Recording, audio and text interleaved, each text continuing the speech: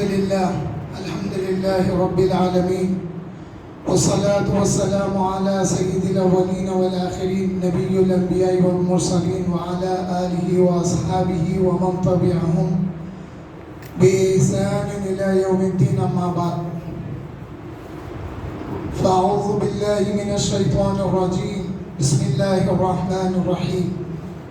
حاميم والكتاب المبين، إنا أنزلناه في ليلة مباركة إنا كنا منذرين فيها يفرق كل أمر حكيم أمرا من عندنا إنا كنا مرسلين رحمة من ربك إنه هو السميع العليم. صدق الله العظيم وصدق رسوله النبي الأمين الكريم، ونحن على ذلك لمن الشاهدين والشاكرين. حاضرین و سامعین، شب بارات کی رات کو سمجھنے سے پہلے شب معراج کی ایک جھلک آپ کو بتا دیتا ہوں تاکہ شب بارات سمجھ میں آنا آسان ہو جائے. معراج حضور صلی اللہ علیہ وسلم کو اللہ تعالیٰ نے فرمایا، میں اپنے بندے کو لے گیا آسمانوں میں لامکان میں. حضور کو وہاں بلایا، وہ تھی معراج. اب بارات کیا ہے؟ اللہ تعالیٰ اپنی شان کے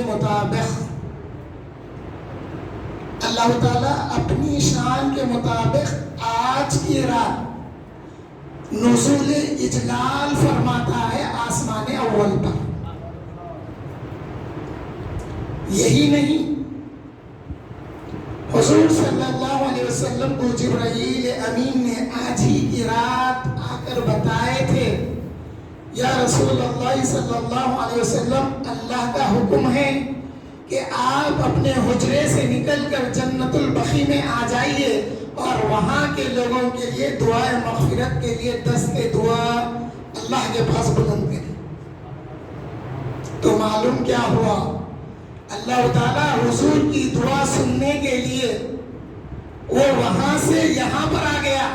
اے میرے محبوب، جو آپ کے صحابہ گزر چکے ہیں ان کے لیے آپ ہاتھ اٹھائیے.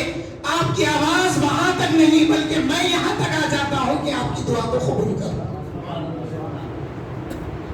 یہ ہے شب بارات. شب بارات جس کو عربی میں لیلۃ نصف شعبان کہتے ہیں، شعبان کی آدھے مہینے والی رات یعنی 15ویں رات ماہ شعبان کی شروع ہوتی ہے مغرب سے فجر تک. اللہ تعالیٰ کی رحمتیں اور اس کا عفو، اس کی مغفرت اور اس کا معاف کرنا اپنے بندوں کے لیے اعلان ہوتا ہے اور اللہ تعالیٰ یہ معافیاں عطا فرماتا ہے. یہ لیلۃ المبارکہ قرآن کریم میں اللہ جل شانہ نے فرمایا. اس کے میں نے آج اسٹڈی کے دوران دیکھا تو 15 نام ہیں یہ ایک رات کے. کہیں پر لیلۃ المبارکہ قرآن سے ثابت ہے، لیلۃ البرات کہا گیا، لیلۃ الرحم کہا گیا اور کئی نام آئے ہیں. مگر آئیے ہم پھر لیلۃ المبارکہ کی طرف آتے ہیں. اب سوال کرنے والے بہت سارے سوال کرتے ہیں، اس کا ذکر شب بارات کا ذکر، لیلۃ نصف شعبان کا ذکر نہیں ہے. تو بھائی آپ قرآن کا سورہ دخان کی ابتدائی آیات کو اگر پڑھیں گے تو ان آیتوں میں شب بارات کا ذکر ملتا ہے.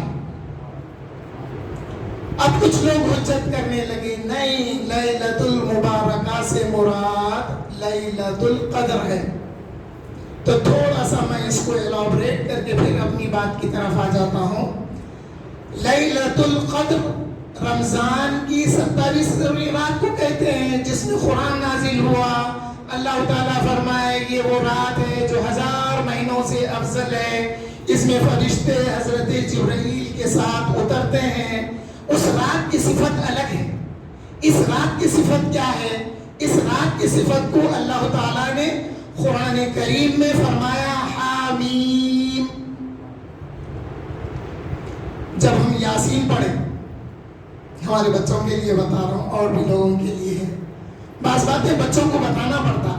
آپ کی ہماری عمر ایسی ہو گئی، ہم بہت کچھ سن لیے، کیا وہ ہمارے ساتھ چلے جائے گا؟ نہیں. جب تک ہم بچوں کو نہ بتائیں، بچوں کو یہ بات معلوم نہیں ہو. یاسین ہے کیا؟ یاسین میں خطاب اللہ تعالیٰ نے اپنے محبوب سے فرمایا ہے. تو یاسین کو دیکھیے، آپ ایک بار پڑھیے یاسین، اس کے بعد دوبارہ پڑھیے، پھر تیسری بار پڑھیے، اس میں لطف بڑھتے جائیں، کیونکہ اس میں خطاب ہے رسول اللہ سے. اور ایسے ہی حروف مقطعات ہیں، کوئی ایک حرف کا ہے، جیسا نون، یہ ایک حرف کا مقطع ہے. اسی طرح سے 2 حروف، 3 حروف، 4 حروف، 5 حروف ہے. یہ حروف مقطعات ہے جو حامیم. اب اس میں اس کی کیا تفسیر ہے؟ یہ علماء نے کہا کہ ہم یہ نہیں جانتے ہیں، یہ اللہ اور اس کا رسول ہی جانتا ہے. اب آپ دیکھیے، اگر اللہ جل شانہ نے قرآن کو کبھی جبرائیل امین کے ذریعے بھی نازل فرمایا، کبھی اللہ نے خود ڈائریکٹ حضور سے خطاب کیا، وہاں پر جبرائیل امین کا دخل نہیں ہے. لیکن جبرائیل امین وہ اللہ کا کلام لانے کے باوجود بعض باتیں حضرت جبرائیل کو معلوم نہیں. یہ اللہ کی حکمت ہے. اب جیسا جبرائیل امین یہ آیتیں لے کے نازل ہوئے، الحمدللہ رب العالمین، جبرائیل جانتے ہیں اس کا معنی کیا ہے. مگر جب الف لام میم نازل ہوا تو یہ جبرائیل امین کو بھی نہیں معلوم، جو بھیجا اس کو معلوم ہے، جس کے پاس کلام آیا وہ جانتا ہے. اسی لیے ہمارا عقیدہ کیا ہے؟ حضرت جبرائیل امین کا یہ کام تھا، یہ ڈیوٹی تھی کہ اللہ کا پیغام اللہ کے رسولوں تک اور نبیوں تک پہنچاتے تھے. اب ان کی ڈیوٹی ختم ہو گئی، اور حضور کے بعد وہ کسی اور کے پاس آنے والے نہیں ہیں. تو اس صورت میں اللہ جل شانہ فرماتے ہیں حامیم والکتاب المبین، اور قسم ہے اس روشن کتاب کی. اللہ تعالیٰ فرما رہے ہیں مبین، روشن کتاب. پھر آگے فرماتے ہیں اِنَّا أَنزَلْنَاهُ فِي لَيْلَةٍ مُبَارَكَةٍ، اے میرے محبوب اس کتاب کو میں لیلۃ المبارکہ میں نازل کیا. ہمیں اِنَّا کا لفظ استعمال میں آیا.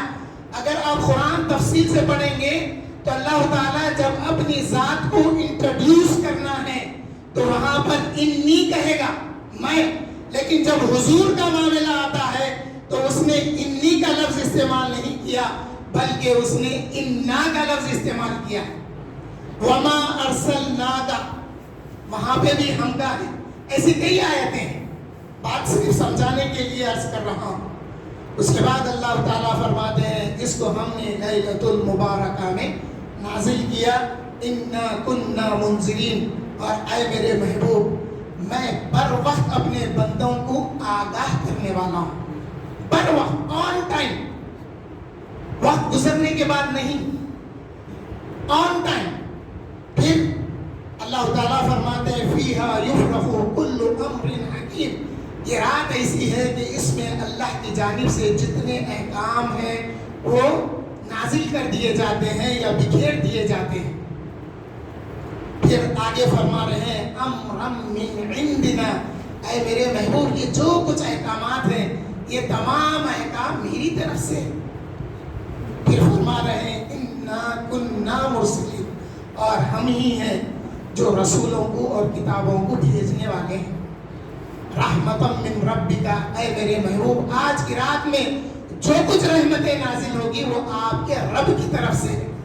انہ هو السمیع العلیم، بے شک وہ سننے والا اور جاننے والا ہے. یہ آیتیں اس کا شان نزول اگر آپ دیکھیں گے، یا اس کی تفسیر اگر دیکھیں گے تو یہ جو نصف شعبان کی رات کی فضیلت ہے اس میں معلوم ہوتی ہے.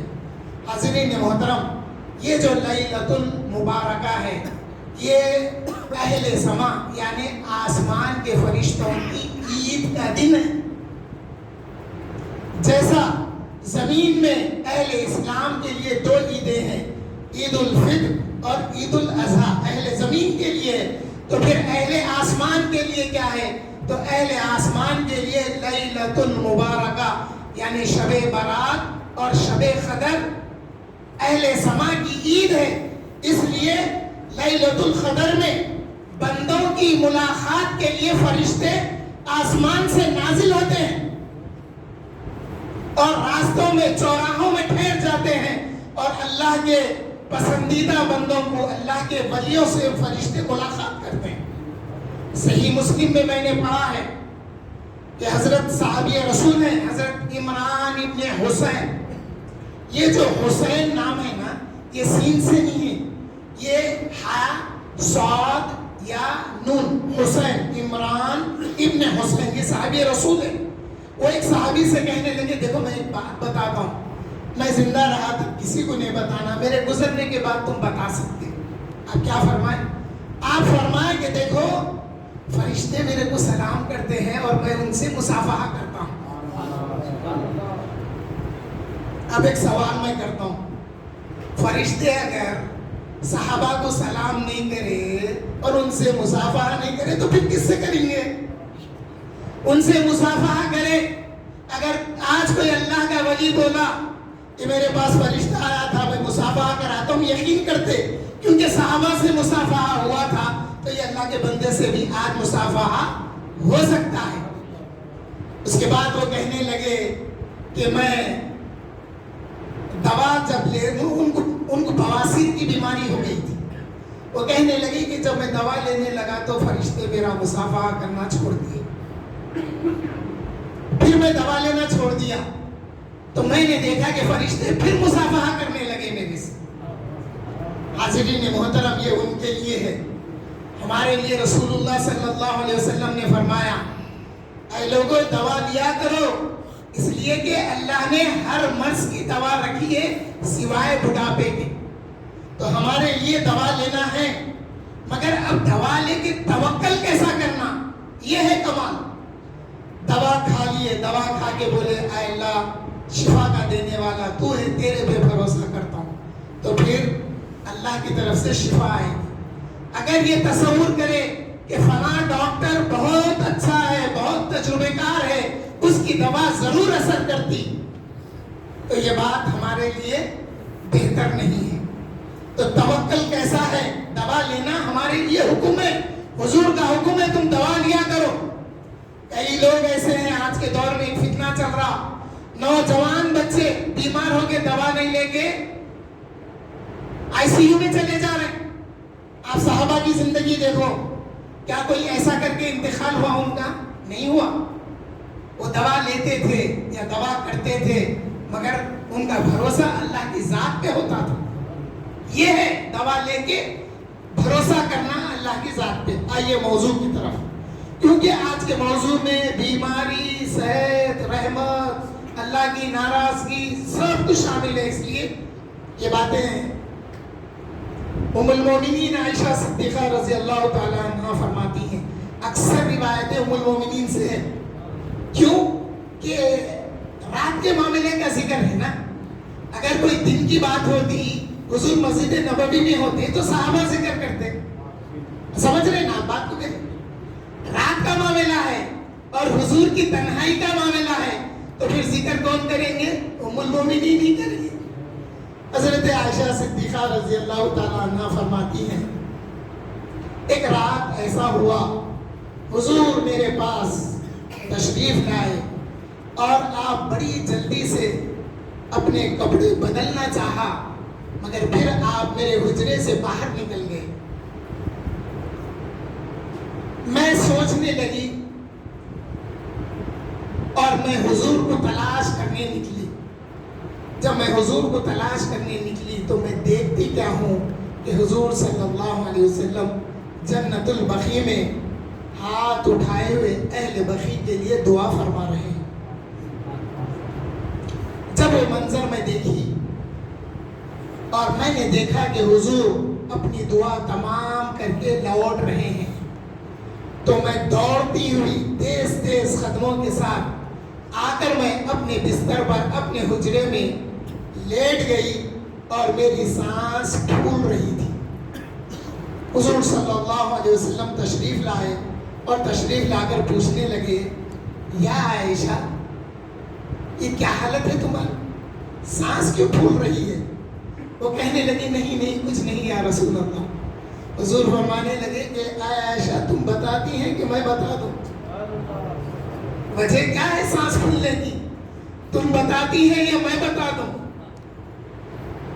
عرض گزار ہوئی یا رسول اللہ، میں نے یہ گمان کیا جب آپ میرے پاس سے نکل کر چلے گئے تو میں سمجھی کہ آپ کسی اور زوجہ کے پاس تشریف لے گئے ہیں، جبکہ آپ کا میرے پاس دن ہے، یعنی آپ میرے پاس رات گزارنے والے تھے، میں سمجھنے لگی۔ حضور فرمائے اے عائشہ کیا تم یہ گمان کرتی ہو اللہ اور اس کا رسول تمہارے ساتھ زیادتی کرے گا؟ وہ کہنے لگی نہیں یا رسول اللہ، بات ایسی نہیں ہے، میں یہ سمجھی کہ آپ کسی اور زوجہ کے پاس تشریف لے گئے۔ حضور فرمائے اے عائشہ تم جانتی ہو آج کون سی رات ہے؟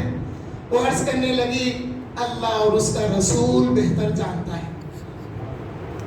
ابھی انہوں نے پڑھا نا وہ شعر، صحابہ کا یہ عقیدہ تھا، وہ کہتے تھے کہ اللہ یا رسول جانتے ہیں، یہ عقیدہ صحابہ کا تھا۔ آپ دیکھیے کتابوں میں پڑھیے، بعض باتوں کو تھوڑا سا ہائی لائٹ کر کے مجھے اس لیے بتانا پڑتا، آپ کے پڑھنے کے دوران جب وہ بات آئی تو کلک کرتی آپ کو۔ صحابہ کا عقیدہ تھا کہ اللہ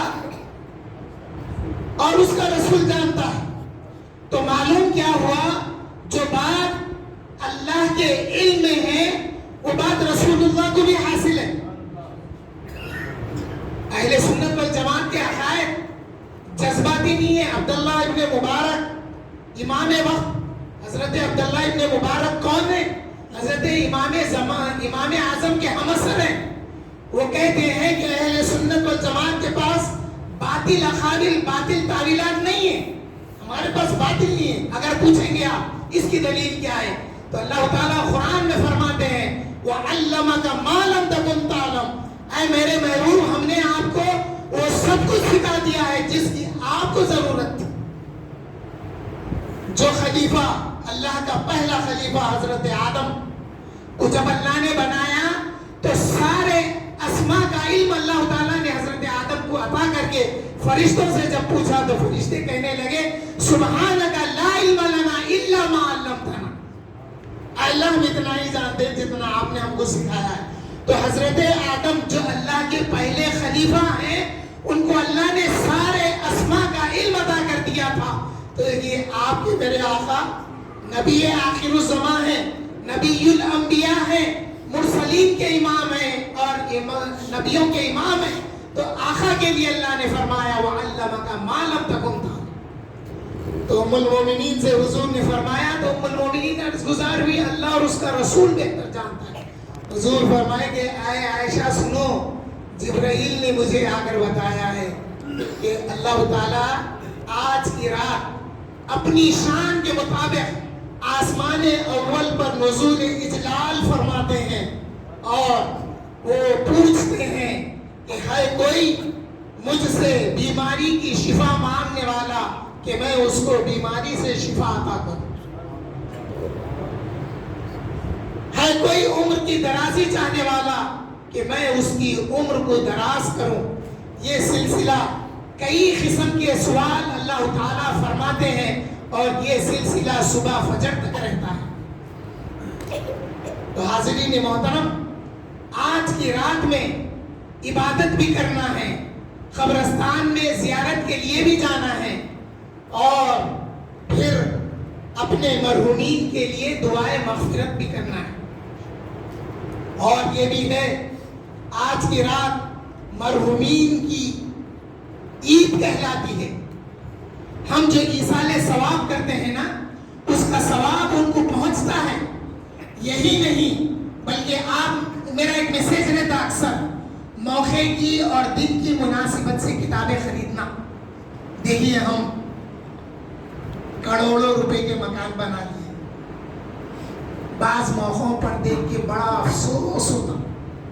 گھر بنا لیے, ہم خوش عقیدہ, ہم فاتحہ دینے والے, درود و سلام پڑھنے والے, سب کچھ ہے, مگر بچوں کی دنیا کی تعلیم میں ہم ان کو اس قدر مستغرق کر دیے کہ وہ ہمارے خاتمے کے وقت بھی ہمارا ساتھ نہیں دے. گھر میں کتابیں نہیں ہیں, پڑھتے نہیں, یا پڑھنے کا شعور نہیں ہونے کی وجہ سے.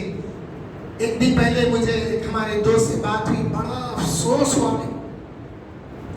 بچے پڑھ لکھ کے باہر چلے گئے, ماں باپ تھے, والدہ کا انتقال ہو گیا, والد کی ذمہ داری ایک بھائی کو دیے, وہ نبھا نہیں سکے, لکھ جا کے ان کو اولڈ ایج روم ہوم کیا ہوتا اس میں ڈال دیے. پیسہ ہے, کیا فائدہ؟ میں بتاؤں گا آپ کو تھوڑی دیر کے بعد میں. حاضرین محترم, حضور صلی اللہ علیہ وسلم جب واپس تشریف لائے, حضرت عائشہ سے یہ فرمائے, اس کے بعد میں حضور فرمانے لگے, اے عائشہ اگر تم اجازت دو تو میں نماز پڑھ لیتا ہوں. حضور نماز میں کھڑے ہو گئے. آقا کریم صلی اللہ علیہ وسلم نماز ادا فرما رہے ہیں. آپ نے اتنا طویل سجدہ کیا, ام المومنین سوچنے لگی کہیں حضور کی جان قبض ہو گئی. آپ فکر میں پڑ گئی, اتنا طویل سجدہ. آپ اپنی جگہ سے اٹھی اور حضور کے تلوے مبارک کو اپنا دست مبارک لگا کے مس کیا. پھر حضور نے حرکت کی, جنبش کی, آپ سمجھ گئے کہ حضور سجدے میں ہیں. اس کے بعد جب نماز ختم ہوئی تو حضور صلی اللہ علیہ وسلم نے فرمایا کہ اے عائشہ, آج کی رات اللہ تعالیٰ ہر ایک کی مغفرت فرماتا ہے, مگر کچھ ایسے بندے ہیں جن کی مغفرت اللہ تعالیٰ نہیں فرماتا. حضور نے مختلف روایتوں میں الگ الگ جگہوں پہ کن کن کی مغفرت نہیں فرماتا ان کے نام آئے ہیں. حضور نے فرمایا جو اللہ کے ساتھ شرک کرتا ہے اللہ اس کو معاف نہیں فرماتا. ایک آسان شرک کی تعریف بتا دیتا ہوں میں. بحر العلوم مولانا محمد عبد القدیر صدیقی حسرت رحمۃ اللہ علیہ, جن کی پہچان یا جیلانی شین اللہ جو کلام ہے وہ حضرت کی پہچان ہے. میں بولتا ہوں جیسے اعلیٰ حضرت کی پہچان مصطفیٰ جان رحمت پہ لاکھوں سلام. ساری دنیا میں اردو زبان کہنے والے جہاں کہیں بھی مصطفیٰ جان رحمت پہ لاکھوں سلام پڑھتے ہیں تو ہم سمجھ جاتے ہیں یہ کلام, یہ سلام اعلیٰ حضرت کا ہے. اسی طرح سے بحر العلوم کی بھی پہچان ہے. بحر العلوم ایک جگہ تحریر فرماتے ہیں, کیا ان کا خدا ہمارے پیرانے پیر کے جیسا ہے؟ کیا ان کا خدا 60 سال کا ہے؟ کیا ان کا خدا ایسا ہے؟ نہیں, وہ تو صمد ہے, وہ لم یلد ولم یولد ہے, ولم یکن لہ کفوا احد ہے. تو ذری بات پہ ارے ان کے نے شرک ہو گیا, پیرانے پیر کی بات کرے شرک ہو گیا.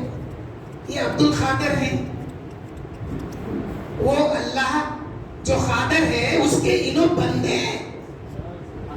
اللہ کے جیسا کسی کو سمجھنا یہ شرک ہے. آسان تعریف ہے, اللہ وہ ہے جس کی کوئی مثال نہیں ہے, ختم. شرک چلے گیا. اور حضور فرمائے میری امت میں اب شرک کا خوف مجھے نہیں ہے, مگر یہ ہے کہ آپس میں رسا کشیدگی رہے.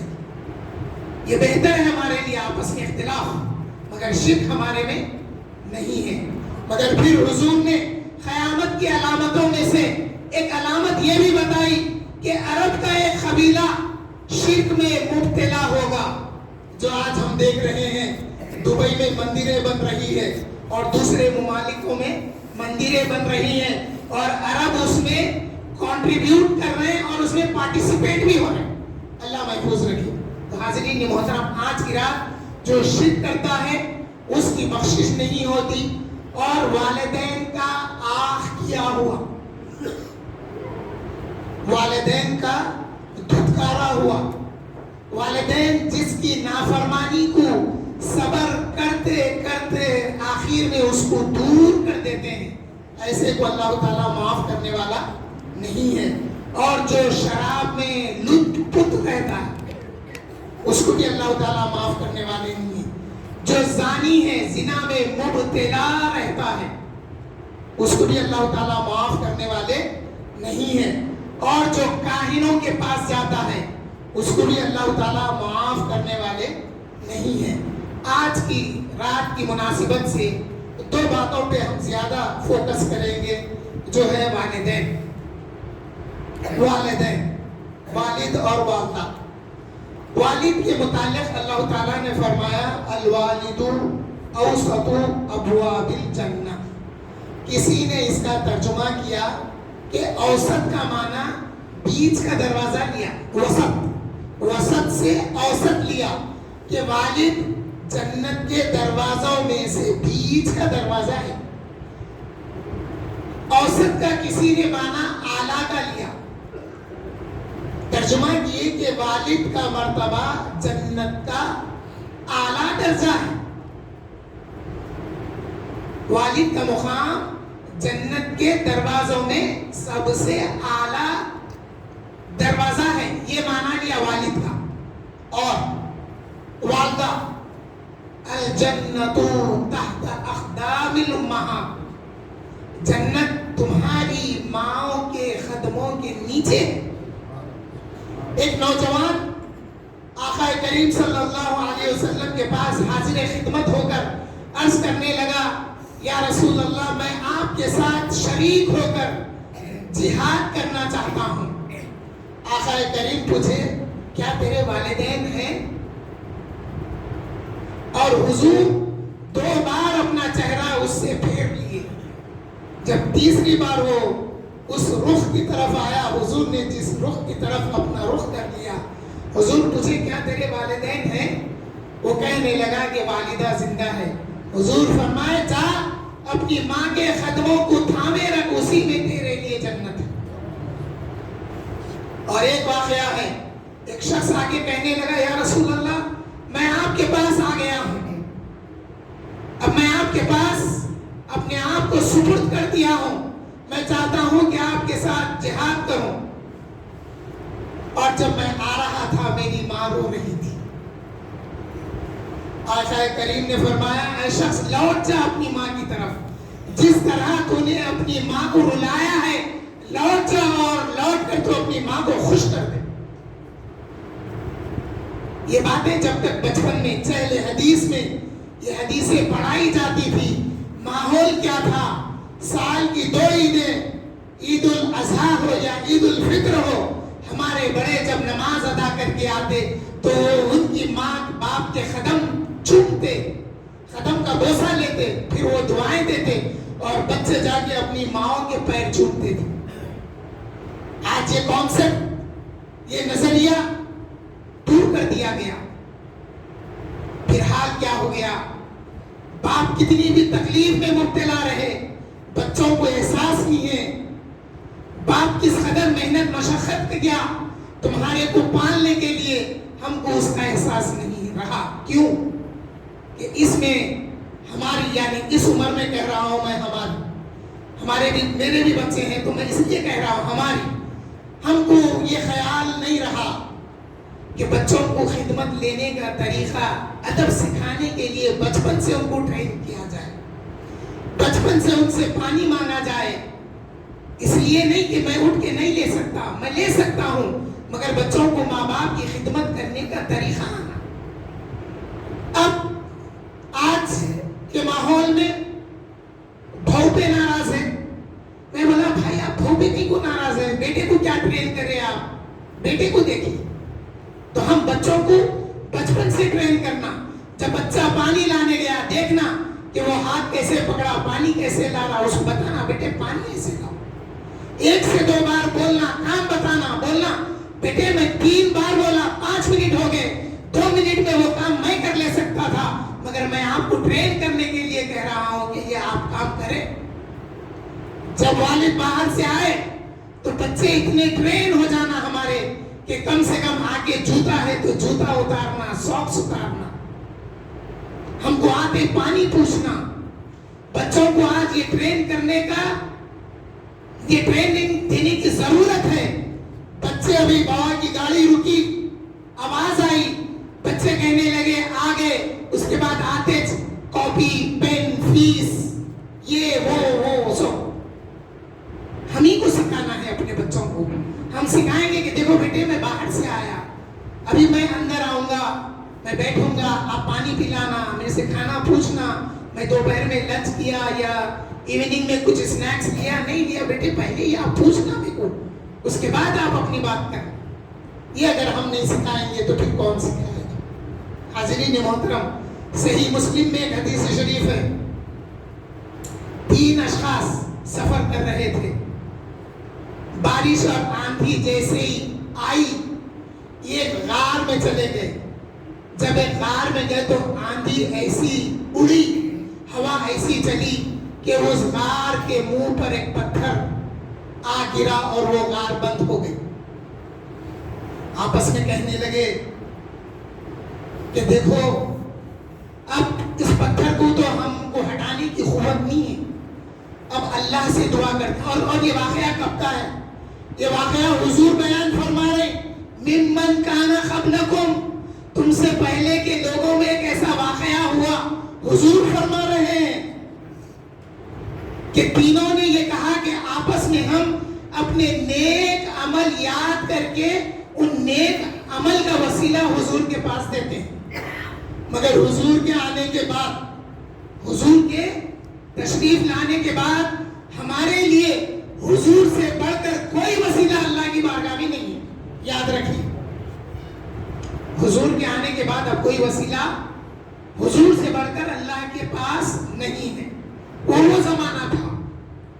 ایک کہنے لگا یا اللہ آپ بہتر جانتے ہیں کہ شیطان، تفصیل ہے، بچے بڑے سو موجود ہیں، وہ کھل کے بات کرنے کا موقع نہیں سمجھتا میں، کہ شیطان نے مجھے زنا کی طرف لے گیا لیکن میں تیرے خوف سے رک گیا. اے اللہ اگر یہ عمل تیرے نزدیک مقبول ہو گیا ہے تو کچھ راہ بنا دے.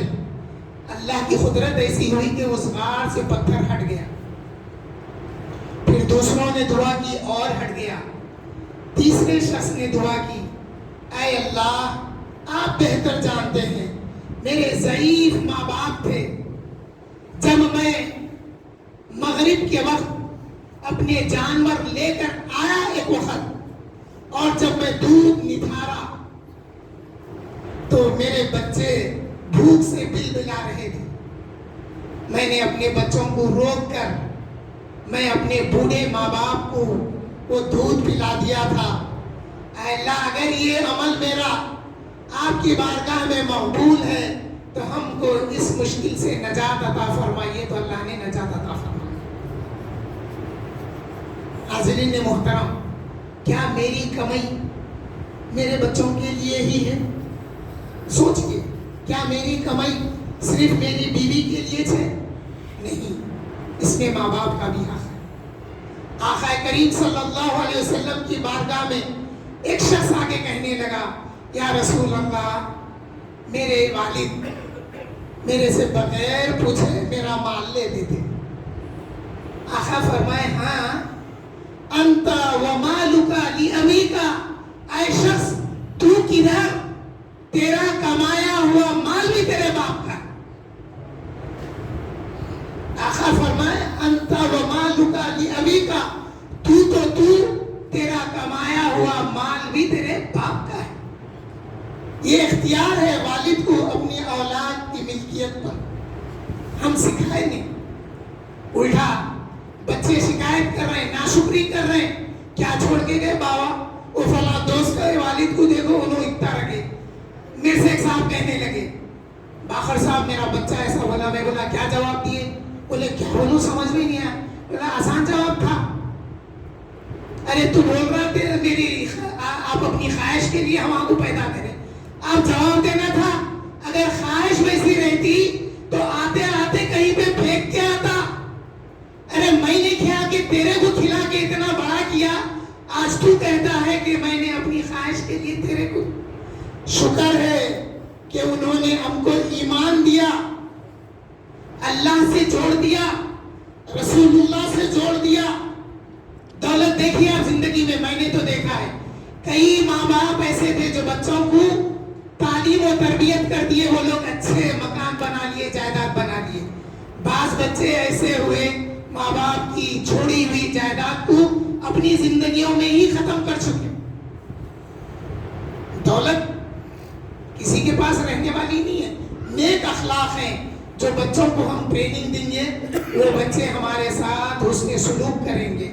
وہ ٹریننگ کیا ہے؟ اللہ اس کے رسول کے احکام سکھانا ہے۔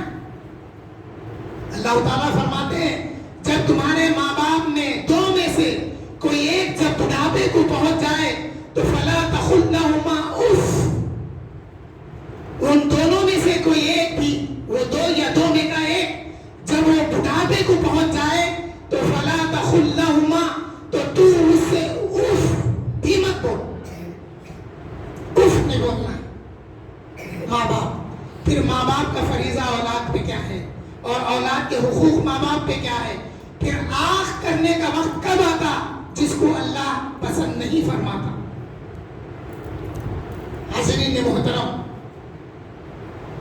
ایک شخص بارگاہ رسالت مآب صلی اللہ علیہ وسلم میں حاضر خدمت ہوئے، ہو کر کہنے لگے یا رسول اللہ، اور ایک صحابیہ کا بھی واقعہ ہے، کہنے لگے کہ میرے والد بوڑھے ہو چکے ہیں، وہ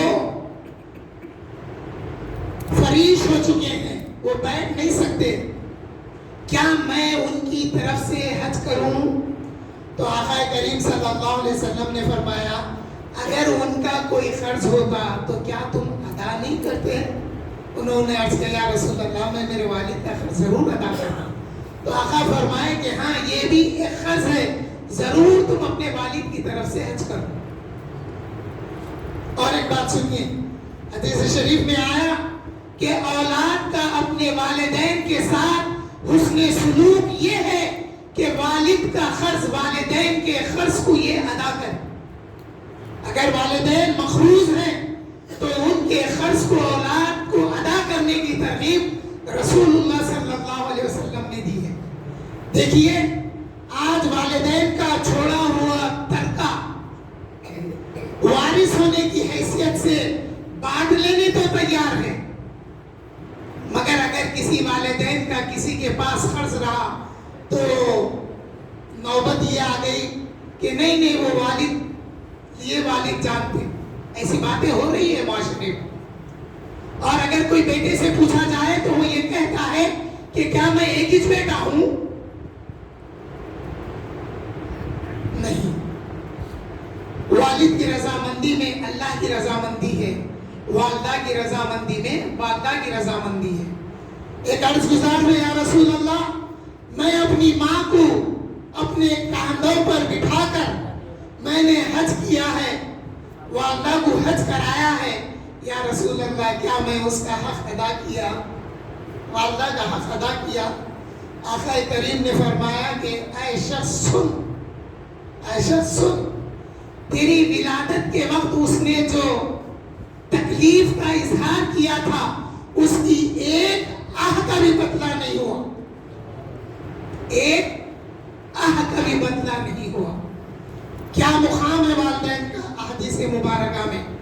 اللہ نے فرمایا کہ اللہ تعالی والدہ کو آگ سے محفوظ رکھے گا، اس لیے کہ وہ بچوں کے کھلانے کے لیے تندور پر جب آگ کی روٹیوں کو سینکتی ہے تو جو دنیا کی آگ یہ برداشت کرتی ہے، اللہ تعالیٰ روز قیامت جہنم کی آگ سے اس کو محفوظ رکھے۔ آج کیا ہے، ہم بچوں کو احساس نہیں دلا،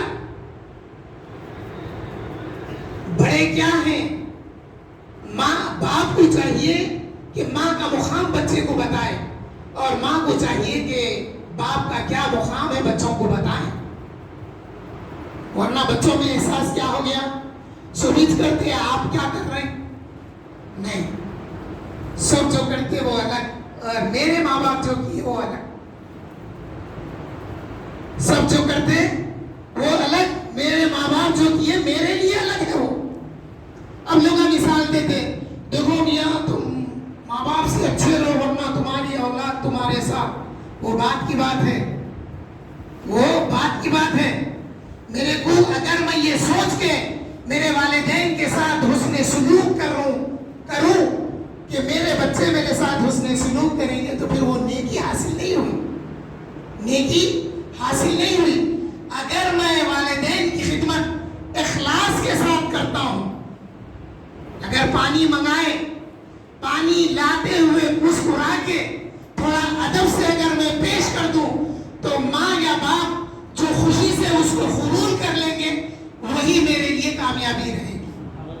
مگر میں سوچوں کہ میں میرے ماں باپ کو پانی دے رہا ہوں اس لیے کہ میرے بچے بھی میرے کو دینا, تو پھر وہ آپ سے زیادہ تلخ انداز میں, میرے سے زیادہ تلخ انداز میں میرے ساتھ پیش آئیں گے.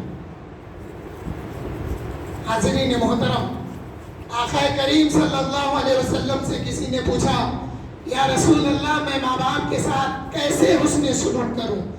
آقا نے 3 بار فرمایا کہ تم ماں کے ساتھ حسن سلوک کرو. پھر پوچھا تو آقا نے پھر فرمایا کہ تم ماں کے ساتھ حسن سلوک کرو.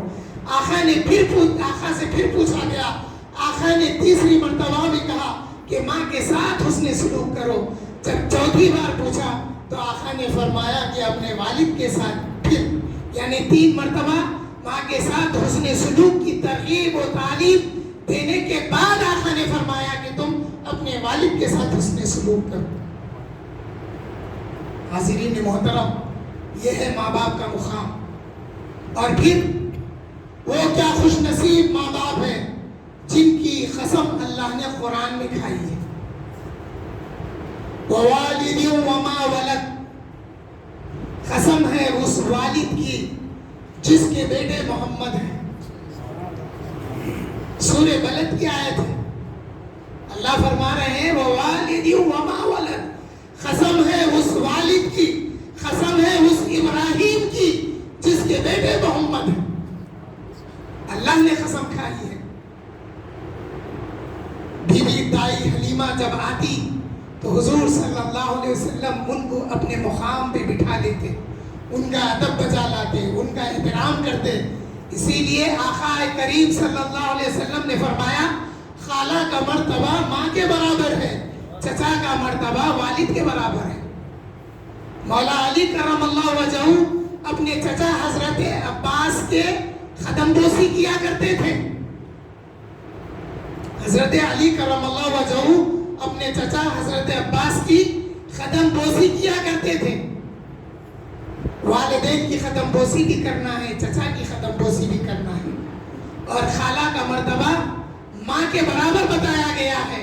تو جن کی ماں نہیں ہے ان لوگوں کو چاہیے کہ ماں تو میری نہیں ہے, میں خالہ کے پاس جا کے تھوڑی دیر بیٹھ جاتا ہوں تاکہ میری خالہ میں میری ماں کی جھلک دکھائی دے. کبھی اس کے بات کرنے کے انداز کو دیکھ کر میری ماں کی یاد آ جائے, کبھی ان کے مسکرانے کو دیکھ کر, ان کی حرکتوں کو دیکھ کر میری ماں یاد آ جائے. اسی لیے خالہ کا مرتبہ ماں کے برابر کہا گیا. حاضرین محترم, جن کی ماں نہیں ہے, ہم نے بڑوں کو دیکھا ہے, یہ ماحول ہے. بڑے جب اپنے بڑوں سے ملنے جاتے تو ضرور کچھ تحفہ لے جاتے تھے. آج وہ ماحول نہیں رہا. آج ہم لوگ اپنے بچوں کو رشتے نہیں سکھا رہے. بچوں کو دیکھو, گھر میں جھاڑو دینے والی ہاؤس میٹ بھی آنٹی ہو گئی.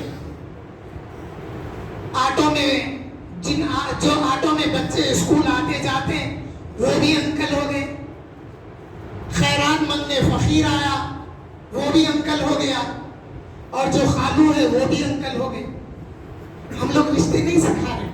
اس لیے ماں کو, ہماری ماں کو بچہ دادی بولنے کے بجائے ہمارے برابر امی بول رہا, ممی بول رہا. بچپن سے سکھانا, رشتے بچپن سے سکھانے کا وقت ہے. بچوں کو رشتے بچپن میں سکھانا. اور پہلے کے رشتوں میں محبتیں بھی تھی. خالہ جان بولے تو انہوں جان دیتے تھے, خالہ اماں بولے تو وہ خالہ اماں کے برابر ٹریٹ کرتی تھی. آج وہ سارے رشتے نہیں سکھانے کی وجہ سے دوریاں آ گئی ہیں۔ حاضرین محترم، ماں باپ کا یہ مقام ہے، اور جب ماں باپ ناراض ہو جاتے ہیں تو اللہ بھی ان سے ناراض ہو جاتا ہے۔ ماں باپ بچوں کی تکلیفوں کو برداشت کرتے ہیں، بچوں کی جو قسم پرسی ہوتی ہے، جو بچوں کی معاشی حالات خراب ہوتی ہے، یا بچوں میں ایک بچہ کمزور ہوتا ہے تو اس کی وجہ سے پہلے ہی ماں غمزدہ ہوتی ہے، پھر جب اس کو بچوں کی طرف سے تکلیف پہنچتی ہے، ایذا پہنچتی ہے، تو وہ اور بھی کمزور ہو جاتی ہے۔ ایک وقت رہتا عمر کا، ہر تکلیف کو، ہر پریشانی مصیبت کو وہ برداشت کرتے ہوئے ایک مقام پہ ایسے آ جاتی ہے کہ اب اس کو بچوں کی باتیں برداشت نہیں ہوتی۔ ایک زمانہ تھا کھانے کو نہیں تھا، بچوں کو کھلائی، خود برداشت کر لی۔ ایک زمانہ تھا معاشی حالات بڑے کمزور ہوتے تھے، ماں یہ تصور دیتی تھی والد کو کہ دیکھو آپ نوکری کرنے والے، آپ باہر جانے والے، اس عید پہ کپڑے آپ بنا لیجئے، میں گھر میں رہنے والی، میرا کیا ہے، جو ہے پہن لیتی۔ مائیں باپ کو ترغیب دیتے تھے کہ دیکھو وہ چھوٹا، وہ بڑا، یہ جو بھی بچے، ان لوگوں کو کپڑے بنا دو، میرا کیا ہے، میں گھر میں رہنے والا۔ یہ چیزیں برداشت ہو گئی، بھوک برداشت ہو گئی، پیسے کی کمی برداشت ہو گئی، سب برداشت کر لیے، مگر عمر کا ایک ایسا حصہ آتا اب بچوں کی باتیں برداشت نہیں ہوتی۔ ان چیزوں سے بچنا چاہیے، اللہ تعالیٰ سے دعا کرنا چاہیے کہ والدین کا سایہ ہمارے سروں پہ قائم رہے۔ والدین چاہے وہ بیمار ہوں، اگر تخت پہ بھی پڑے ہوئے ہیں تو ان بچوں سے پوچھو، ان بڑوں سے پوچھو جن کے والد نہیں ہیں۔ آج ہمارے بچے ہمارے لیے جتنا تڑپتے ہیں، ہم بھی اپنے بڑوں کے لیے اتنا ہی تڑپتے ہیں۔ والد کی موجودگی ہم کو ایک احساس ہمت دلاتی تھی کہ کچھ بھی ہو والد تو ہے گھر میں، ان کے کھانسنے سے ہماری ہمت رہتی تھی۔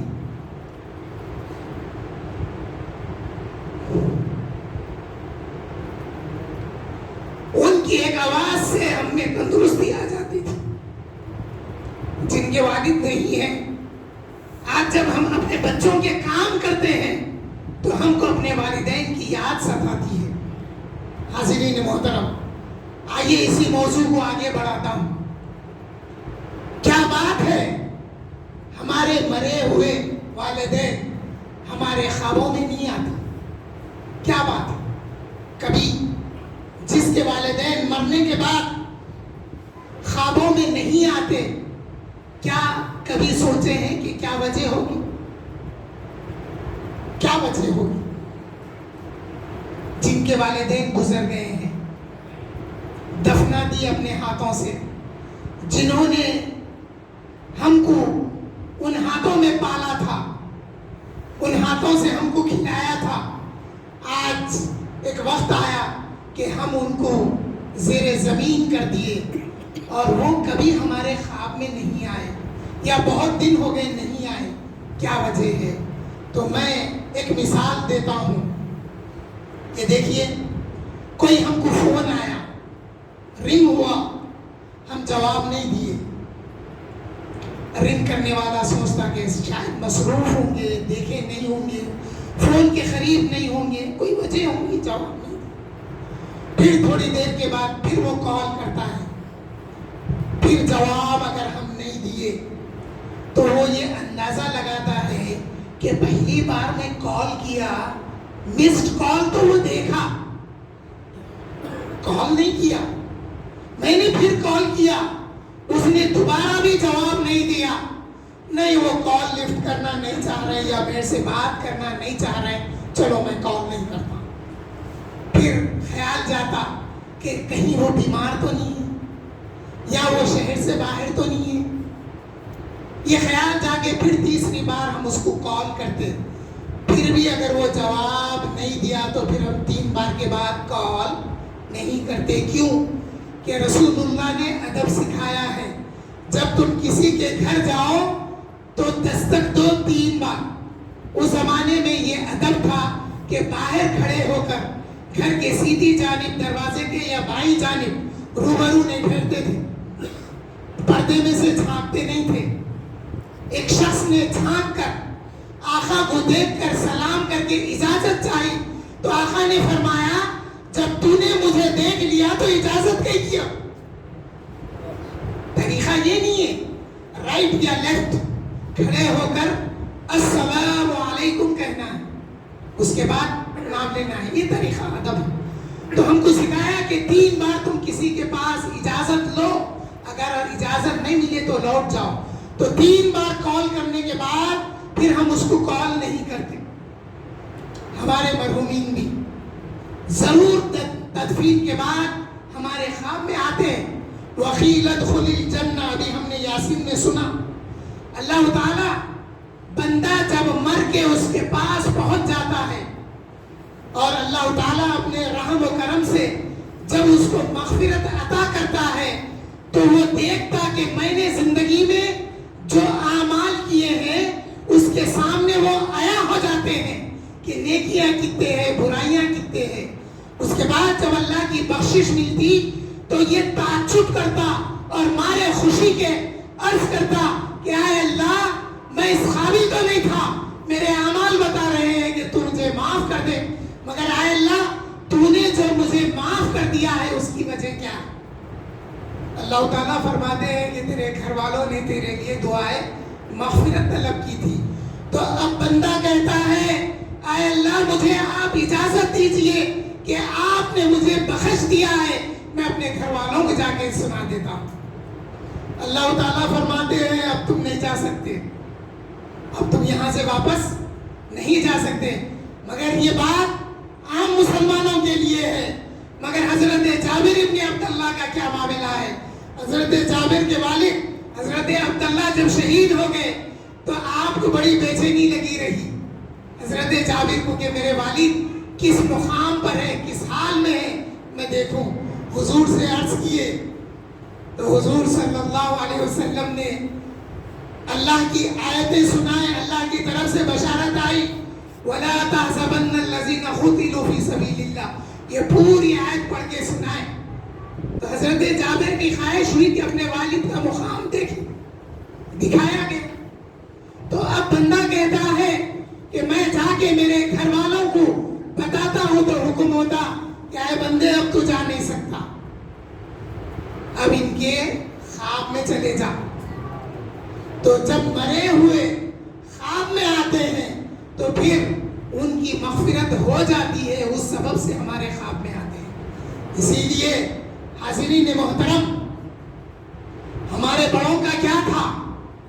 ہمارے بڑوں کا یہ معمول تھا جب ان کے بڑے مر گئے یا انتقال کر گئے، وصال ہو گیا، تو وہ لوگ زیارت تک کئی بار یاسین ان کے لیے پڑھتے تھے. کئی لوگ خاندان کے لوگ مل جل کے ان کے لیے قرآن شریف ختم کرتے اور ان کے لیے کلمہ طیب کا ورد کرتے، درود پڑھتے، پھر ان کی زیارت میں یہ بخش دیا جاتا. تو حاضرین محترم دیکھیے حالات کس قدر خراب ہو گئے.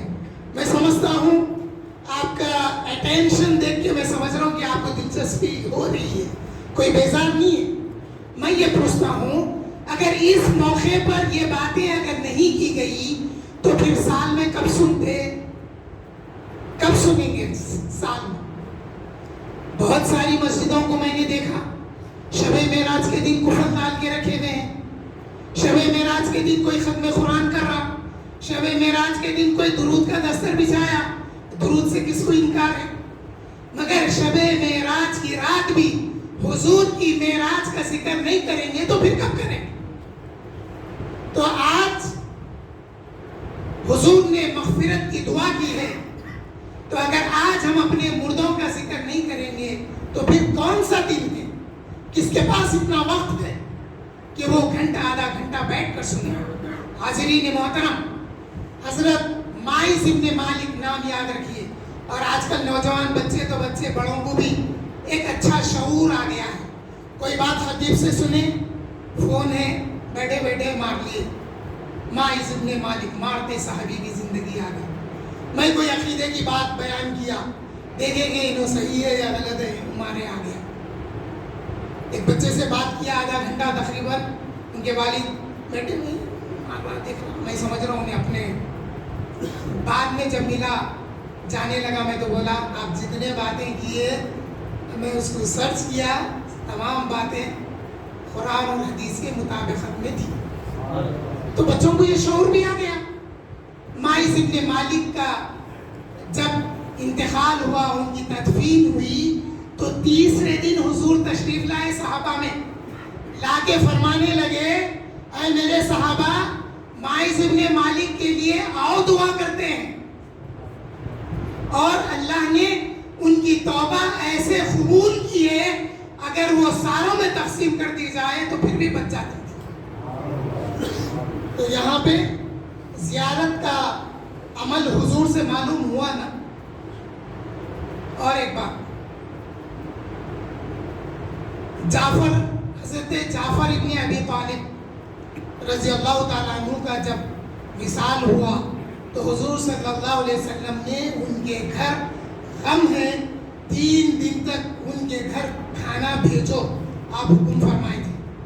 اور بی بی عائشہ صدیقہ رضی اللہ تعالیٰ عنہا کسی کے گھر انتقال ہوتا تو ان کے گھر تلبینہ بھیجتے تھے.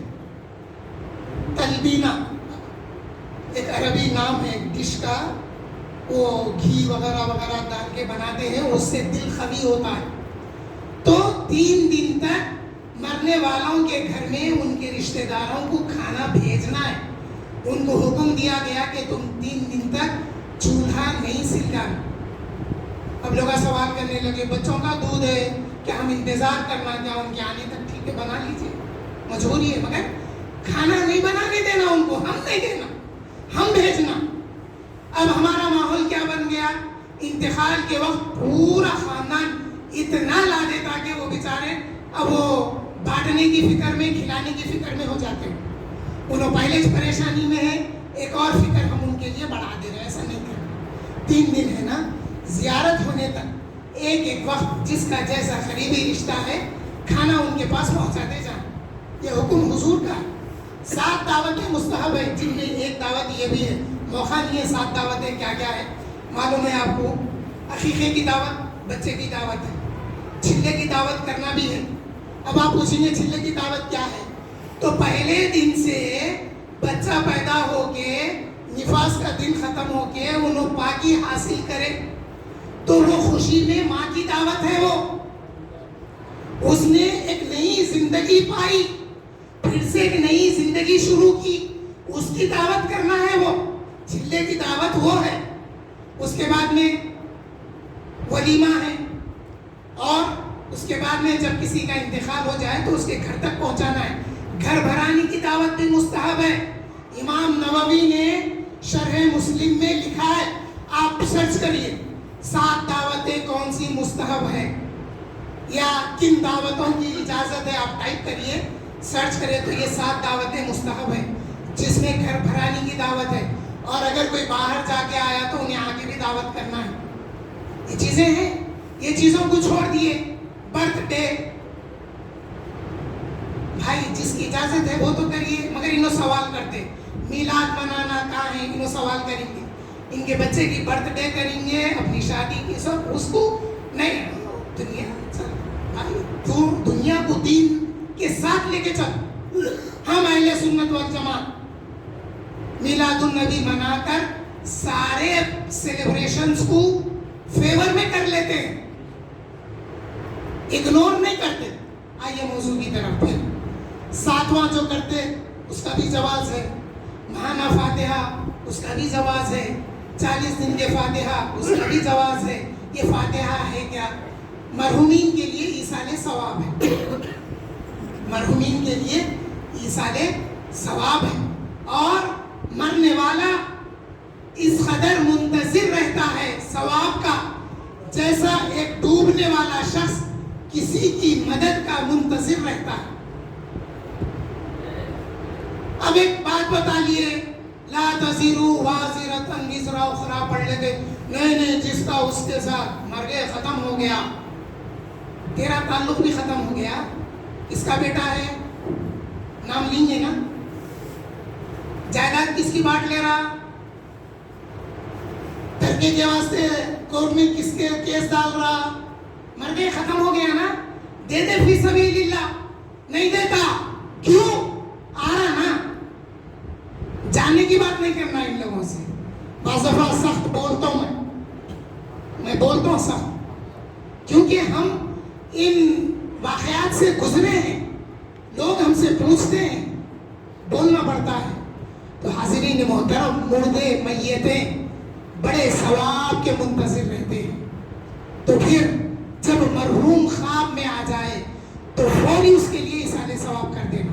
اب یہاں بھی دو ذہن ہے، یہاں بھی نہیں میں ان کے واسطے قرآن پڑھ دیا، خرچ کرا جیب سے، نہیں خرچ نہیں کرا، پڑھ دیا، یہ بھی پہنچتا۔ اب کچھ لوگ ایسے ہیں، نہیں میں بہت کھلاتا ہوں، ارے بھائی آپ کھلاتے ہیں، آپ بھی کچھ پڑھیے آپ بھی اپنے طور پہ۔ ایصال ثواب، دو اعمال مل کے ایصال ثواب ہوتا، ایک پڑھنا، دوسرا صدقہ کرنا، دو ملائیں گے تو ایصال ثواب ہوتا۔ آقا کریم صلی اللہ علیہ وسلم سے پوچھا گیا تو آقا نے فرمایا تم اپنی دعاؤں میں اپنے مرحوم باپ کو بھی شامل رکھو۔ صلاۃ کا لفظ آیا تو کسی نے صلاۃ کا معنی ترجمہ لیا، کسی نے صلاۃ کا معنی نماز لیا، تو نماز میں کیسا شامل کریں؟ تو جب میں اپنے لیے فرض، سنت اور نفل پڑھتا ہوں تو 2 رکعت نفل نماز اپنے والد کے لیے ایصال ثواب بھی پڑھ لوں۔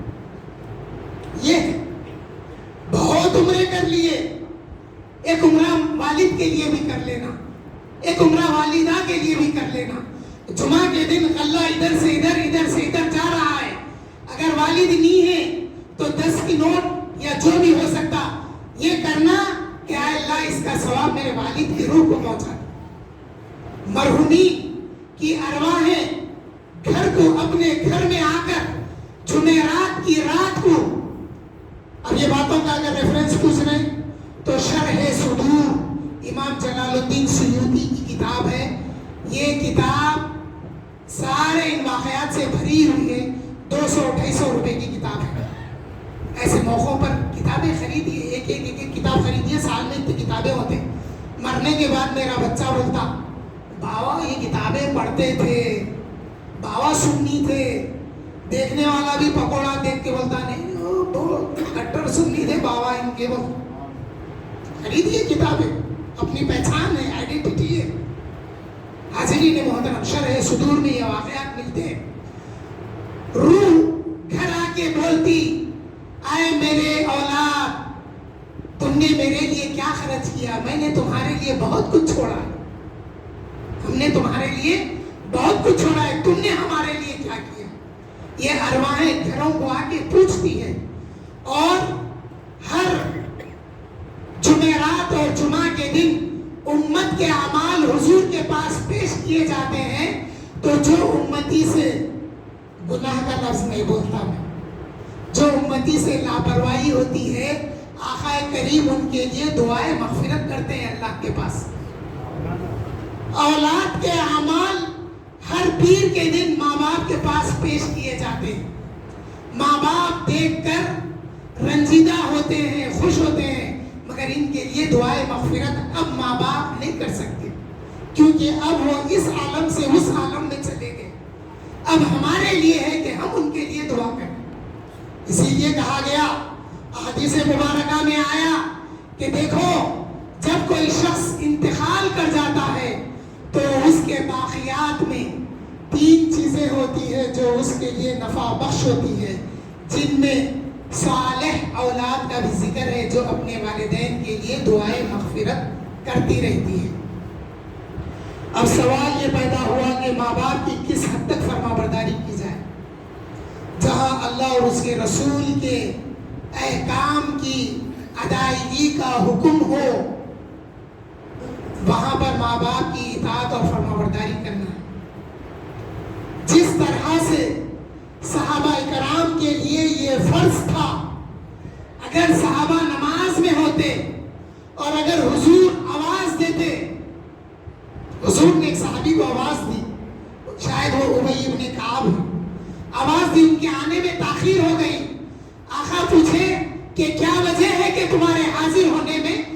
تاخیر ہو گئی تو عرض گزار یا رسول اللہ میں نماز پڑھ رہا تھا، اللہ کا حکم آ گیا کہ آئے لوگوں سنو، رسول اللہ جب آواز دیں تو جس حالت میں تم ہو وہ حالت کو چھوڑ کر حضور کے پاس حاضر ہو جاؤ۔ تو پھر امتیوں کو کیا حکم ہے؟ اگر نفل نماز پڑھ رہے ہیں، ماں باپ اگر آواز دیں، اچھا صحابہ کے لیے حکم کیا تھا؟ مثال کے طور پر وہ 4 رکعت والی اگر کوئی نماز پڑھ رہے تھے، 2 اگر پڑھ لیے ہو، حضور آواز دیے تو یہ حضور کے پاس حاضر ہو گئے، حضور نے جو حکم دیا اور اس کو بھجا لائے، لاگے پھر جہاں سے نماز چھوٹی تھی وہاں سے کنٹینیو۔ یہ حضور کے لیے تھا حکم۔ اب ہمارے لیے کیا ہے؟ ہم نفل نماز پڑھ رہے ہیں، اگر ماں باپ آواز دیے تو نفل نماز توڑ کے حاضر ہو جانا ہے، اور جب ان سے فارغ ہو جائیں تو پھر سے نفل نماز پڑھنا ہے، پھر سے پوری نماز پڑھنے کا حکم۔ مگر کچھ ماں باپ ایسے ہیں، بچپن میں بچہ دینی تعلیم کے لیے جا رہا، دینی شعور کے لیے جا رہا، کرتا پیجامہ پہن رہا ہے، داڑھی رکھ رہا، ٹوپی رکھ رہا، تو بعض ماں باپ علم نہیں ہونے کی وجہ سے، بولتا ہوں بڑی بڑی باتیں نہیں کرتا، جہالت یہ وہ نہیں، معلومات نہیں ہونے کی وجہ سے، ارے تیری عمر کیا ہے اب سے داڑھی چھوڑ دیا، ارے تیری عمر کیا ہے اب سے ٹوپی پہن رہا، ایسا طنز اگر وہ کرے تو ان کی بات کو سننا ضروری نہیں۔ جہاں اللہ اور اس کے رسول کے احکام کی مخالفت ہو وہاں پر ان کی بات کو سننا نہیں ہے، مگر میٹھے انداز میں پیش آنا ہے۔ حضرت اسماء، حضرت ابوبکر صدیق رضی اللہ تعالیٰ عنہ کی صاحبزادی عرض گزار ہوئی، یا رسول اللہ میری ماں ایمان نہیں لائے مگر وہ میرے سے حسن عمل کی توقع رکھتے ہیں، تو حضور فرمائیں کہ تم اپنی ماں کے ساتھ حسن سلوک کرو، اگر وہ ایمان والے نہیں بھی ہیں تو ان کے ساتھ حسن سلوک کرنا ہے۔ آقا سے پوچھا گیا یا رسول اللہ میں ماں باپ کی کس حد تک ان کی ساتھ صلہ رحمی کروں؟ آقا فرمائے یہاں تک کہ تو مر مٹ جائے، یہاں تک کہ تو مر مٹ جائے تو اپنے ماں باپ کی اس حد تک اطاعت اور فرما برداری کر۔ حاضرین محترم، مقام اور اللہ کے پاس درجات کب ملتے ہیں؟ بچوں کا پالنا پوسنا فرض ہے، بیوی کا پالنا پوسنا فرض ہے، اس کے باوجود جب ہم ماں باپ کو ترجیح دیتے ہیں تو اس میں اللہ کی رضا حاصل ہوتی ہے۔ میں یہ نہیں کہہ رہا ہوں بچوں کا لے جا کے ماں باپ کو کھلاؤ، نہیں، کچھ اپنی آمدنی میں سے جب کچھ بچوں کو لائیں تو ایک تشتری میں کچھ رکھ کے ماں باپ کے پاس انہی بچوں سے بھیج دینا، خود لے جا کے دینا، بچوں سے بھیجنا تاکہ ٹرین ہو۔ اگر میں میری ماں کی خدمت کے لیے میرے بچے کو بھیجوں تو وہ اللہ ایسا بدلہ عطا کرے گا، وہ بچہ پھر اپنی ماں کے ساتھ ویسے ہی اس میں سلوک کرے گا۔ حاضرین محترم، اس بات کو تھوڑا زیادہ ہی بیان کر دیا میں جو وقت کی ضرورت تھی۔ حاضرین محترم، ہم کو اپنے بچوں کو اپنا ادب ہم ہی کو سکھانا ہے۔ ایسا بھی دیکھا گیا نئی ٹوپی خریدے، لے جا کے پہلے بابا کو پہنا دیے، بابا آپ پہنیے، اس کے بعد بابا بھی دیکھے، ارے جب دیکھو جب انہیں لا کے پہناتا، میاں پہن لیے، خوش ہو گئے، دعا دی اللہ اسے برکت دے، تمہاری عبادتوں کو قبول کرے، پھر اٹھا کے اسی کے سر پہ پہنا دی۔ یہ محبت کا انداز ہے۔ گھڑی خریدے، بابا کو پہلے لے جا کے پہنا دیے، بابا دیکھ کے بولے ارے میاں یہ نئے زمانے کی گھڑی ہے، ہمارے دور میں کانٹوں کی گھڑی چلتی تھی، ٹک ٹک سے ہم خوش تھے میاں، اللہ تمہارے کو برکت دے، اتار کے پھر اس کو پہنا دی۔ یہ بھی سکھانا ہے اور ہم کو یہ بھی کرنا ہے، ہم کو بچوں کو ادب سکھانے کے لیے اپنی خدمت لینا ہے۔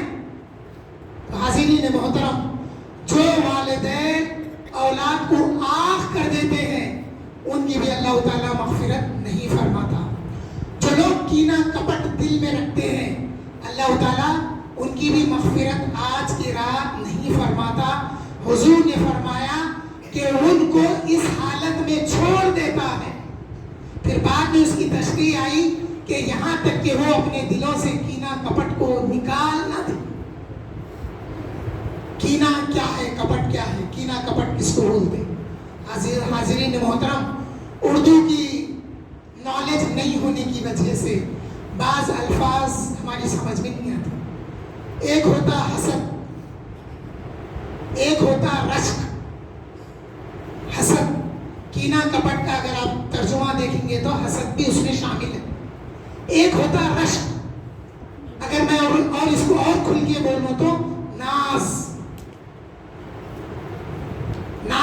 ناز کرنا کسی بات کا. میں تو پڑھا نہیں، میرا بیٹا پڑھ لیا، میں ناز کرنے لگا میرے بیٹی پر. ناز کب ہوتا؟ جب ہمارے سے زیادہ کسی کے پاس ہم دیکھتے ہیں تو ناز ہوتا. اگر ہمارے سے برابر ہم دیکھیں تو برابری ہوتی، ناز نہیں ہوتا وہاں پہ. ارے میرے کنے بھی، اس کنے کیا، میرے کنے بھی. مگر اپنے سے زیادہ اور اپنے قریبی رشتے میں جب دیکھیں تو ناز ہوتا. تو حسد اور ناز میں فرق ہے. حسد کیا ہے؟ کسی کے پاس کچھ نہیں کرتا، نہ کماتا نہ دھماتا، گھر میں ہے کھا رہا پی رہا، مگر 4 ویلر میں پھر رہا. اب اس کو دیکھ کے یا اللہ، صبح 10 بجے سے 7 بجے تک دنیا کی محنت مشقت برسوں سے کر رہا ہوں، کچھ بھی نہیں ہے. اس کا نہیں دیکھو، آپ اس کو ایک 4 ویلر دیے پھر رہا. یہ حسد ہے، یہ حسد ہے. اسلام اس بات سے روکتا ہے. رش کیا ہے؟ دیکھ کے دعا کرے، اے اللہ جیسا آپ نے اس کو عطا کیا ہے اس کو سلامت رکھتے ہوئے، اے اللہ آپ کے خزانے میں کمی نہیں ہے، مجھے بھی عطا کر. یہ رش ہے، یہ قابل قبول ہے. تو کینہ کپٹ، ارے کل تک انہوں ہمارے ساتھ چائے پیتے تھے وہی، اب وقت آیا گئے. یہ حسد ہے. ایسا نہیں کہنا. جو حسد کرتا، کینہ رکھتا، کپٹ رکھتا، اللہ تعالیٰ اس کو بھی معاف نہیں کرتے، اس کو وہ اس کیفیت میں چھوڑ دیتے.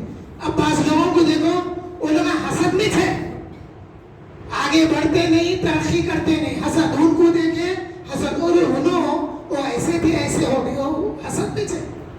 اللہ ان کو یہ چھوڑ دیا. چھوڑ دینا وہ سب، وہ نکال دینا دلوں سے. اے اللہ تیرے خزانے میں کس چیز کی کمی ہے مولا، جیسا تو نے اس کو نوازا ہے مجھے بھی نواز. آگے بڑھنا.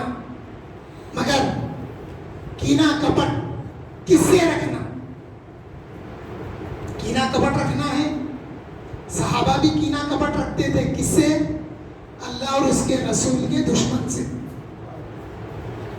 خالی کینہ کپٹ نہیں رکھتے تھے، تلوار نکال کے کام کر دیے. قرآن میں آیتیں آ گئی تو کینہ کپٹ اللہ اس کے رسول کے جو دشمن ہیں ان سے کینہ کپٹ رکھنا ہے. اور قرآن میں یہ بھی آ گیا، اے ایمان والو، جو اللہ اس کے رسول کا دشمن ہے اس کو اپنا دوست مت بناؤ. یہ باتیں ہیں. اور جو کاہن ہے، کاہن کوہانا، یہ علم نجوم سے ہے،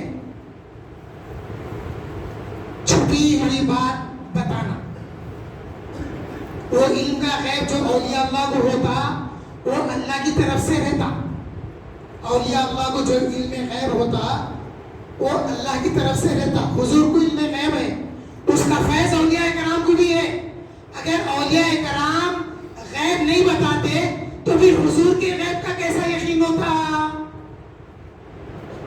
میں اکثر پیران پیر کے فیضان غوث اعظم کے جلسوں میں یہ باتیں بتاتا ہوں. میں یہ نبیوں کا فیض ہوتا ہے، کرامت. نبی کے معجزے کا فیض کرامت ہے.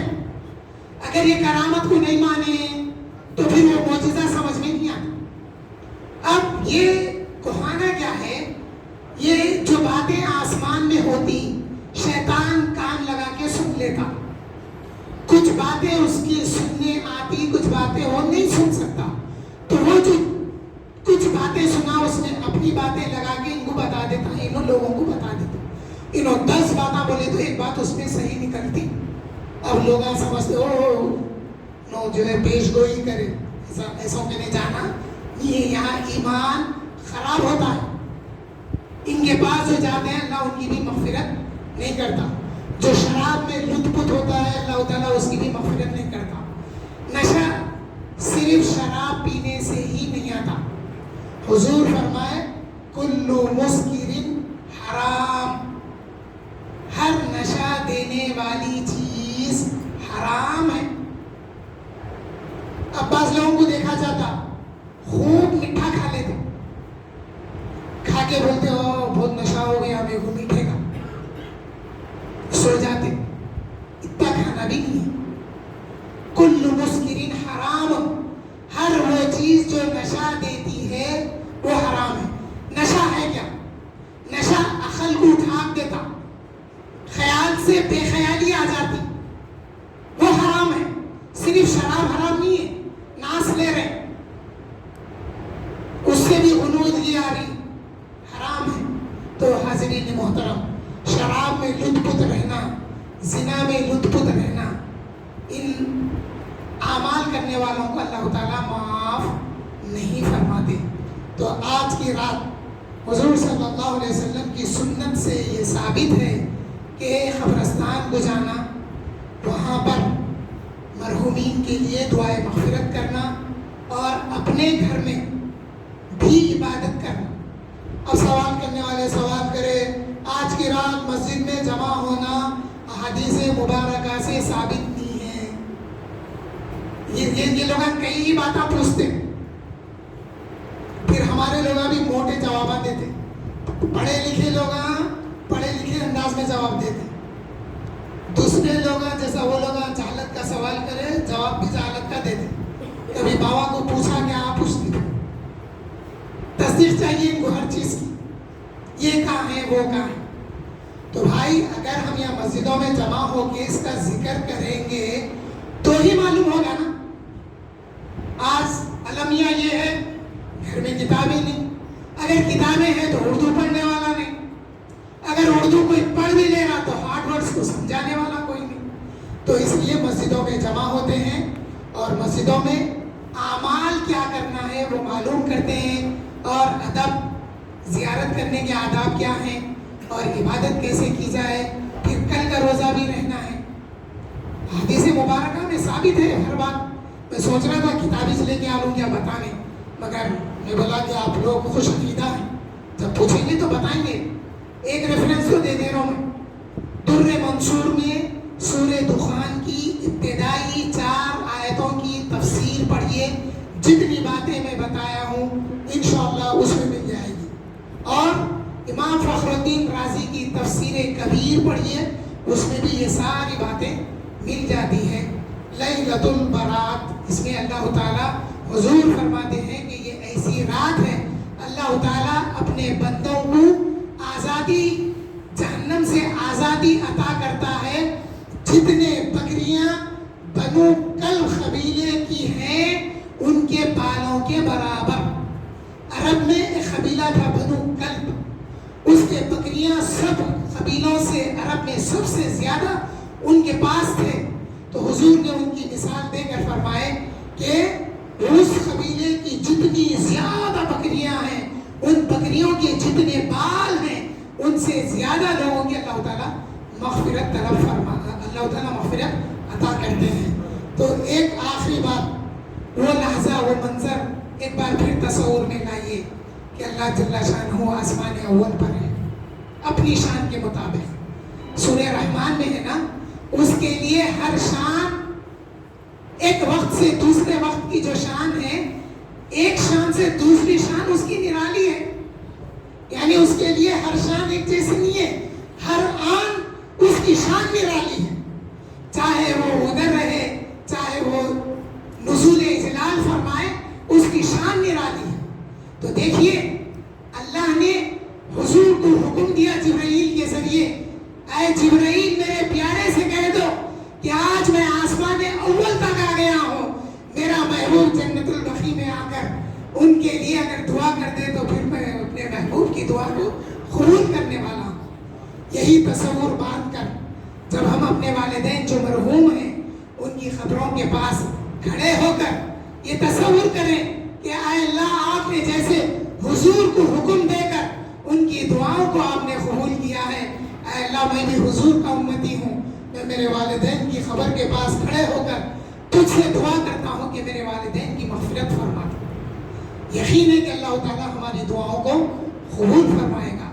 کل کے روزے کا بھی اہتمام کرنا ہے اور پھر رمضان کا استقبال بھی کرنا ہے. مساجد کو صاف صفائی میں کنٹریبیوٹ کرنا.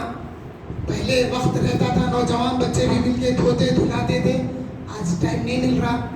اور مسجد صاف کرنے کی ایک فضیلت یہ ہے کہ جو کوڑا کرکٹ کچرے میں جھاڑ کے ڈالا جاتا ہے وہ کوڑا کرکٹ جب روز قیامت نامے اعمال میں ڈالا جائے گا تو وہ پڑنا ہی بھاری رہے گا.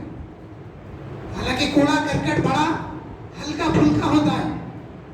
اور ادباً آپ لوگوں سے گزارش کرتا ہوں مؤذن کو ڈانٹنا، صفائی نہیں ہے، وہ حمام ویسا وہ ویسا، میں بھی کبھی کر لینا.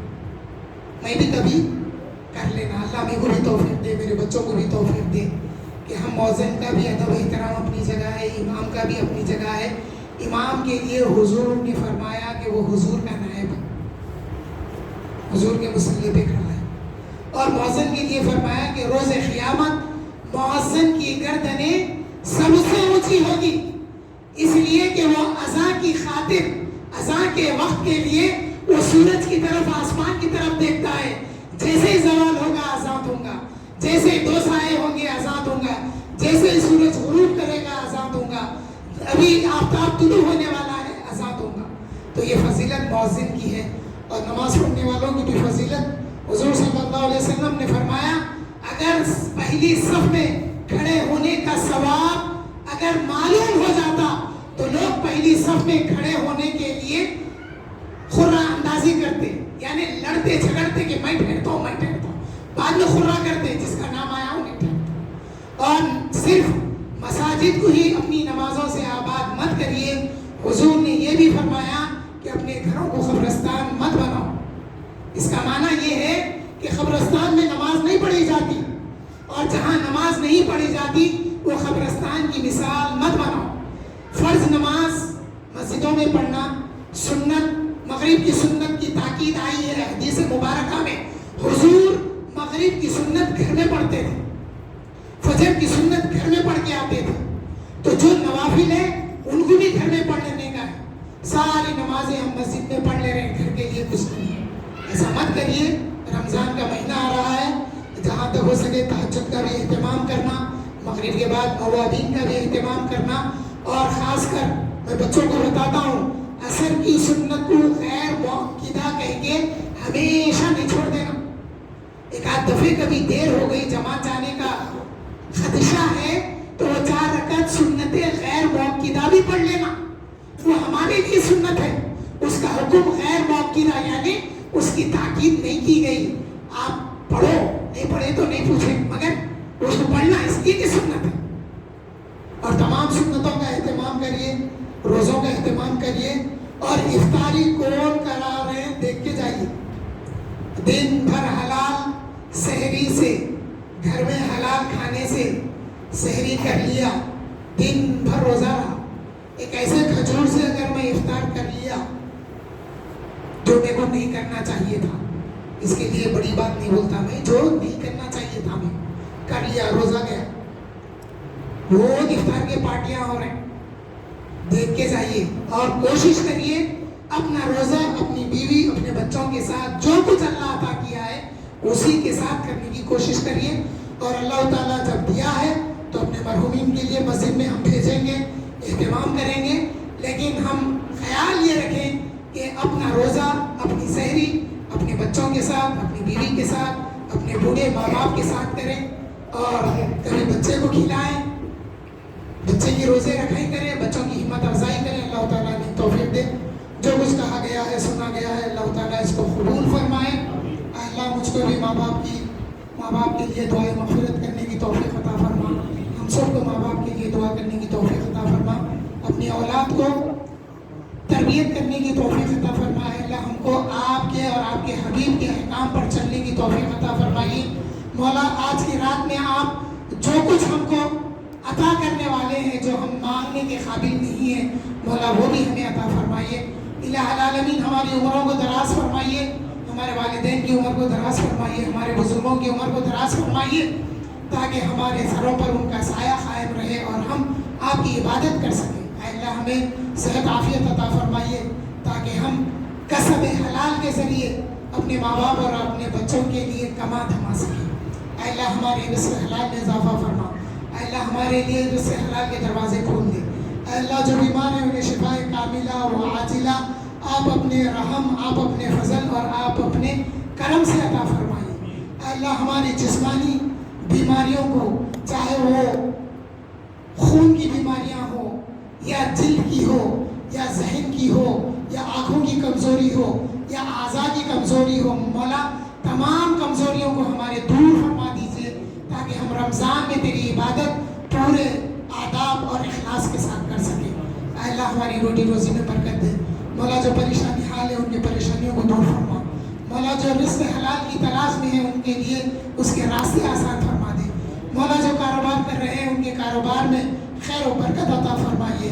مولا جو بچے نوکری کے متلاشی ہیں ان کو نوکری عطا فرمائیے. جو بچے دینی دنیاوی تعلیم حاصل کر رہے ہیں ان میں دینی اور دنیاوی تعلیم میں پختگی عطا فرمائیے. مولا جو جس کے محتاج ہیں انہیں عطا فرمائیے.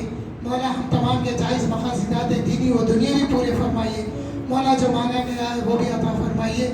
جو مانگنے سے رہ گیا ہے وہ آپ اپنی شان کریمی سے، شان رحمت سے ہمیں عطا فرمائیے، کیونکہ آپ ہی عطا فرمانے والے ہیں. مولا حضور صلی اللہ علیہ وسلم کے سر کے طفیل میں ہماری دعاؤں کو شرف قبولیت عطا فرما، اور مولا حضرت مدنی شاہ صاحب کی خبر کو نور سے منور فرمائیے، ان کے درجات کو بلند فرمائیے. مولا ان کے طفیل میں بھی آج کے اس جلسے کو قبولیت عطا فرمائیے. ہم سب کو صحت عافیت عطا فرمائیے. سبحان ربک رب العزت عما یصفون وسلام علی المرسلین والحمد للہ رب العالمین.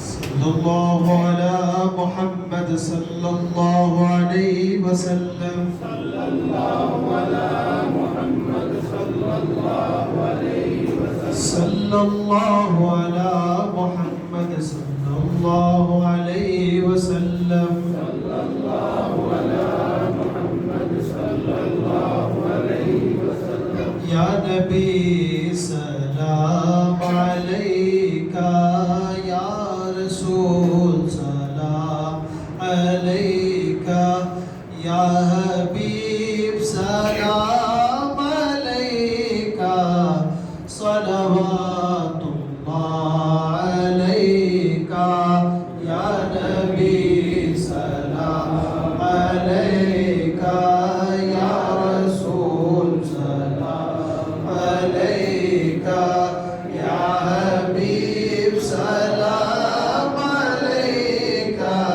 صلوات اللہ علیکہ. تم حبیب کبریا ہو، تم تجلی خدا ہو، تم پہ جا میری فدا ہو.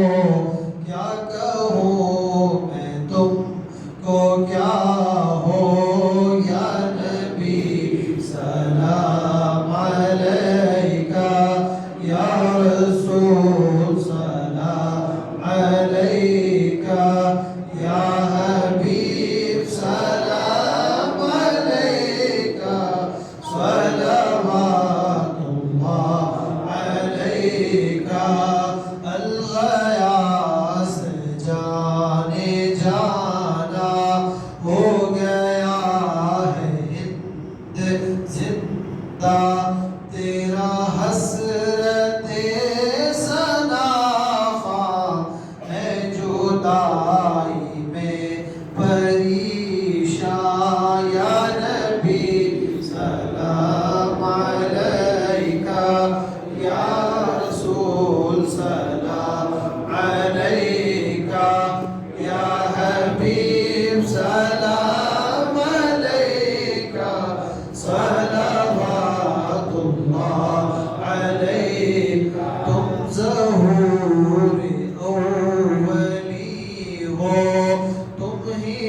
رحمت میں مرسلی ہو تم شہ دنیا ہوتی ہو ذل رب العالمین ہو یا نبی سلام علیکہ یا رسول سلام علیکہ یا حبیب سلام علیکہ صلوات اللہ علیکہ دکھ بھرے نالوں کا صدقہ ناز کے بالوں کا صدقہ کربلا والوں کا صدقہ بھیک دو نالوں کا صدقہ یا نبی